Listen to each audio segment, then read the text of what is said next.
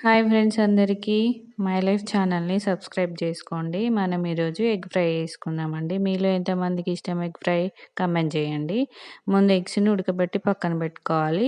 తోలు తీసి కట్ చేసి పక్కన పెట్టుకోవాలండి. తర్వాత స్టవ్ మీద కడాయి పెట్టి ఆయిల్ వేసుకొని కొంచెం పసుపు వేసుకోవాలి. కట్ చేసి పెట్టుకున్న ఎగ్స్ని ఆయిల్లో డీప్ ఫ్రై చేసుకోవాలి.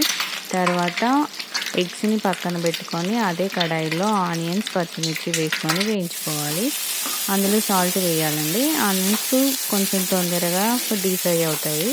తర్వాత అల్లం వెల్లుల్లి పేస్ట్ పసుపు కూడా వేసుకొని వేయించుకోవాలి.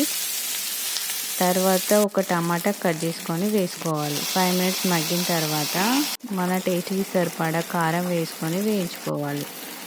ధనియాల పొడి, గరం మసాలా, కొత్తిమీర వేసుకొని ఒక 5 మినిట్స్ మూత పెట్టి ముందుగా ఫ్రై చేసుకున్న ఎగ్స్ని కూడా ఒకదాని తర్వాత ఒకటి వేసుకుంటే ఎగ్ ఫ్రై రెడీ.